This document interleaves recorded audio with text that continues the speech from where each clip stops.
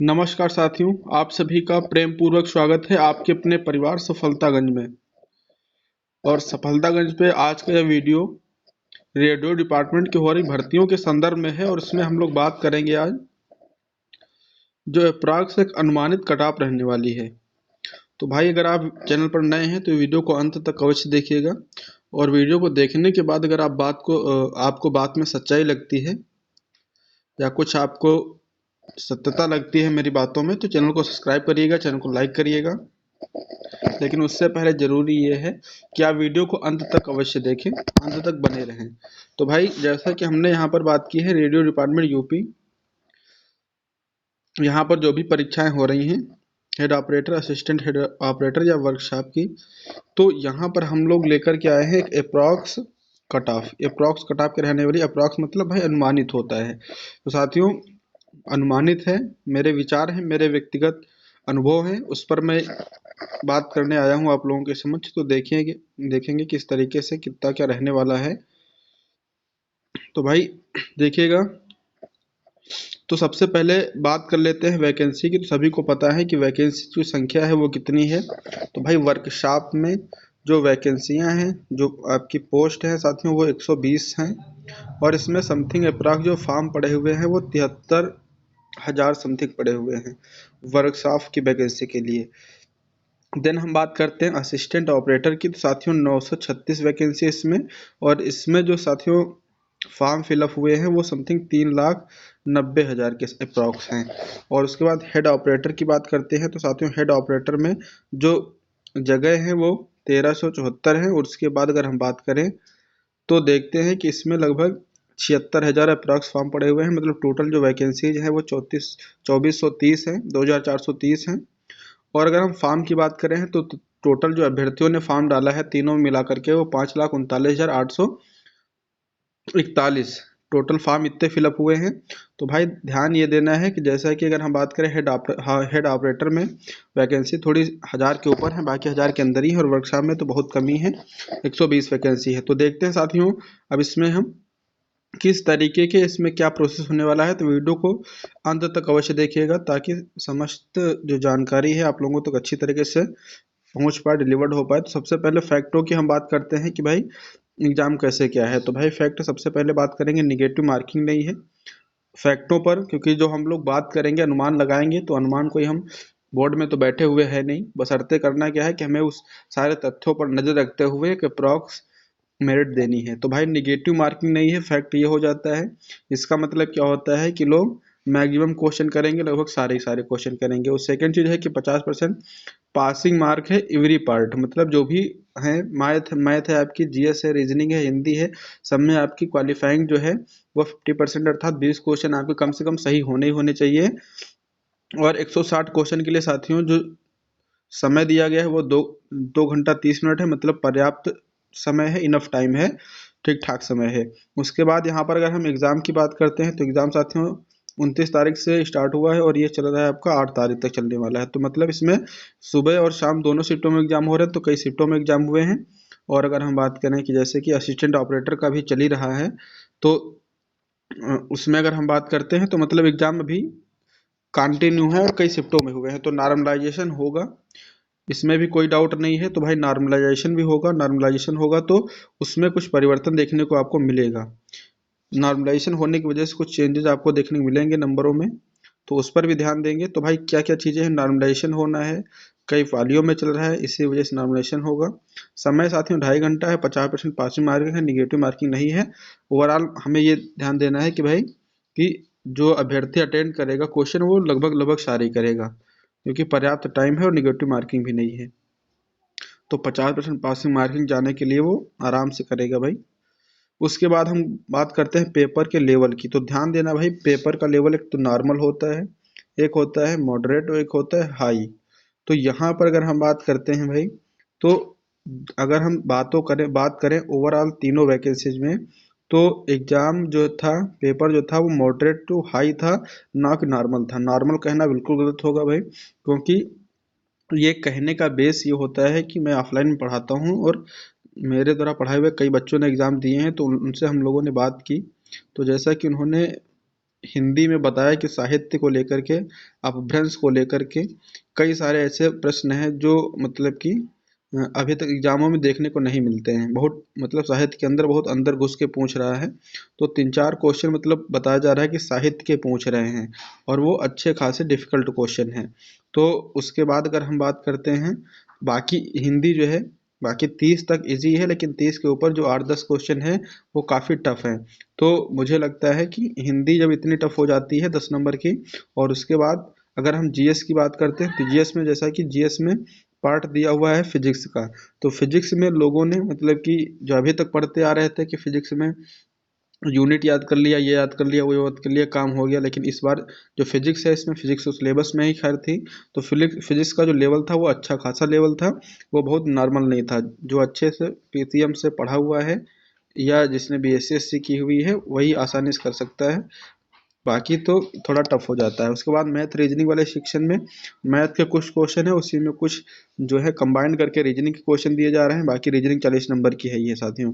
तो यहाँ पर जो हम बात करें अगर एग्जाम का जो पेपर का लेवल है वो मॉडरेट टू हाई है, वो हल्का नहीं है, हल्का नहीं है। फिलहाल वैकेंसी भी बहुत कम है, तो मेरिट तो इतनी कम तो जाएगी नहीं। तो साथियों यहाँ पर हम लोग लेकर आए हैं वर्कशॉप की। एग्ज़ाम लेवल जो होता है साथियों मॉडरेट होता है। एग्ज़ाम लेवल क्या है, मॉडरेट है, अच्छी तरीके से क्वेश्चन पूछे गए हैं, बेहतरीन क्वेश्चन पूछे गए हैं। और यहाँ पर साथियों अगर हम बात करें कितना क्या रहने वाला है, तो उस पर अगर हम बात करते हुए देख रहे हैं तो हिंदी में जो बेहतरीन से बेहतरीन स्कोर कर सकता है वो साथियों 32 स्कोर कर पाएगा, उससे ज़्यादा नहीं जा सकता है। और जीएस और फिजिक्स में अगर हम बात करें तो ब्रिलियंट लड़का जो है वो 25 तक जाएगा, और 25 के पार जाना काफ़ी टफ होगा, और 25 के नीचे थोड़ा कम अगर रहते हैं तो थोड़ा सा मामला गड़बड़ है। उसके बाद रीजनिंग में 35, और मैथ रीजनिंग का जो सेक्शन है वहाँ पर भी 35। अगर साथियों हम इसको ओवरऑल ऐड करते हैं तो 127 क्वेश्चन होते हैं, जाके 127 क्वेश्चन होते हैं समथिंग, मतलब कि जो आपका जाएगा स्कोर वो 320 के अप्रॉक्स रहने वाला है, 320 के अप्रॉक्स रहने वाला है। अब यहाँ पर भाई हमने मोटा माटी जो ऐड किया है 120 क्वेश्चन, और जैसा कि आपको पता है कि प्रत्येक क्वेश्चन का जो अंक है वो 2.5 है। तो साथ में यहाँ पर अगर हम बात करेंगे 125 क्वेश्चन भी लेते हैं मोटा माटी, 127 ना लेकर के कहीं पर आप एक कम कर लेंगे, एक एक कम कर लेते हैं, तो साथियों तब भी अगर हम 125 से देखेंगे तब भी साथियों स्कोर जो होगा वो 312.5 जा रहा है। इसका कहने का मतलब क्या है कि भाई समथिंग आपकी जो मेरिट होगी वो 315 जानी जानी चाहिए, 315 समथिंग, और उसके नीचे अगर आ सकता है तो हमने देखो यहाँ पर भाई बनाया है, क्योंकि हमने भाई जैसा कि हमने स्टार्टिंग में ही बताया कि ऐसा कोई झूठा वादा नहीं है कि भाई हमने बोल दिया कि अगर मेरे द्वारा बताई हुई मेरिट इतनी स्कोर ना जाए तो आप हमको बीच चौराहे पर टांग दीजिएगा। मैंने ऐसा कहीं कुछ नहीं बोला है, ना ही किसी भी भर्ती में बोलता हूँ, ना इस तरह के कोई झूठे वादे करता हूँ। मुझे जो लगता है मेरे व्यक्तिगत अनुभव हैं और फैक्टों पर बात करते हुए मुझे जो जेन्युइन लगता है मैं उसकी बात कर रहा हूँ। तो भाई यहाँ पर हमने जैसे बात की, हमने इधर आपको बताया कि हिंदी में 32 जो लाएगा, और लाना भी चाहिए हिंदी में 32, 30 से कम तो बिल्कुल नहीं होने चाहिए। और जीएस और फिजिक्स में मिला करके आप एग्जाम में बैठने जा रहे हैं तो आप 25 तक का स्कोर करके आए हैं। और रीजनिंग में एक आध कम कर लेते हैं, मैथ रीजनिंग में एक आध कम कर लेते हैं, तो मान के चलते हैं 125 हो सकता है। तो साथियों यहाँ पर हमने जो जनरल का बनाया है, यूआर का बनाया है, वो 310 से 315। हालांकि मैं तो प्रेफर करता हूँ कि ये भाई 315, 305, 395, सॉरी 295 और 185 मतलब सेकंड वाली ही रहने वाली है, इससे कम नहीं होगा। और दूसरी चीज़ भाई एक तो ये चीज़ है, अगर भर्ती फ्रेश हुई तो इसका स्कोर मेरे अकॉर्डिंग यही इसके बीच में रहेगा। अगर भर्ती में जैसा कि आपने पीछे वाली एसआई भर्ती देखी है, अगर ऐसा कुछ होता है तो आप समझ सकते हैं 130 भी कम पड़ेगा। तो भाई 130 भी कम पड़ेगा तो वो तो खैर बात ही अलग हो जाती है, लेकिन तो मेरे हिसाब से ठीक ठाक मामला, अच्छे बच्चे ने पेपर दिया, अच्छी तरीके से पढ़ाई करके मेहनत करके, और मामला एकदम भर्ती फ्रेश हुई है, तो मेरा अनुमान है जो ये सेकंड वाली है या फर्स्ट वाली में भी आ सकता है, मतलब इसके बीच में जो जो अनरिजर्व्ड है वो 310 से 315 के बीच में अगर वो है तो वो बंदा, वो व्यक्ति, वो स्टूडेंट अपनी रनिंग स्टार्ट कर दे। और ईडब्ल्यूएस या ओबीसी की हम बात करते हैं तो 300 से लेकर के 305 तक के बीच में अगर बंदा है तो वो अपनी रनिंग स्टार्ट कर दे भाई।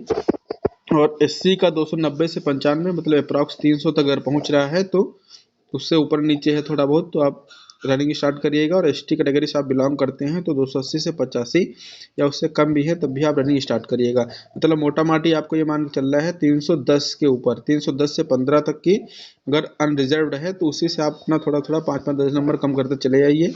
अगर उस हिसाब से आपका स्कोर कार्ड बन रहा है तो आप रनिंग स्टार्ट कर दीजिए। इतनी मैं श्योरिटी के साथ, अपने मन के विश्वास के साथ आप लोगों के साथ ये बात साझा कर रहा हूँ। बाकी अगर कुछ धांधली टाइप से कुछ होता है तो फिर भाई 130 कम पड़ेंगे, उसके लिए तो खैर कोई बड़ी बात नहीं है।